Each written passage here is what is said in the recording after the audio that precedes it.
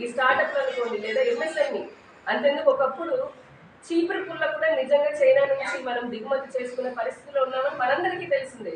కానీ ఈ రోజున వందే భారత్ రైలు కానివ్వండి, అంతకు మించినటువంటి మిసైళ్లు కానీ, ఇటువంటి మన వ్యాక్సిన్లు కూడా మన దేశంలో తయారు చేసి మిగతా దేశాలకు పంపించే స్థితికి మన భారతీయ పరిశ్రమ ఎదగడం అనేది నిజంగా అందరం గర్వించాల్సినటువంటి సందర్భం ఇది.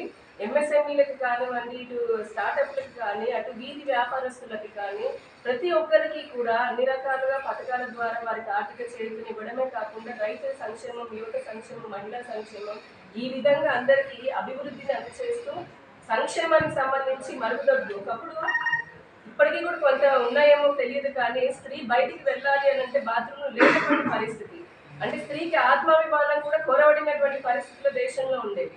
ఇప్పుడు 12 కోట్లకు పైగా మరుగుదొడ్లు కట్టించడం ద్వారా, అలానే వారికి ఉచిత గ్యాస్ని ఇవ్వడం ద్వారా, గ్యాస్ పొయ్యిని అందించడం ద్వారా, ఇలా రకరకాలుగా ఎన్నో సంక్షేమ పథకాలు తీసుకురావడం వల్ల సామాన్య పేద ప్రజల యొక్క జీవన ప్రమాణాలు మెరుగుపడ్డాయి.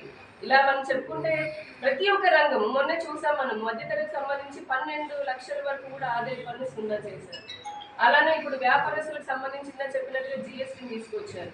ఉగ్రవాదాన్ని తరిమి వేయడం కోసం అని చెప్పని నల్ల నోట్ల రద్దుని చేశారు. అలాగే అవినీతిని పారద్రోలడానికి ఆ పెద్ద నోట్ల రద్దు అనేది చాలా కీలకంగా మారింది.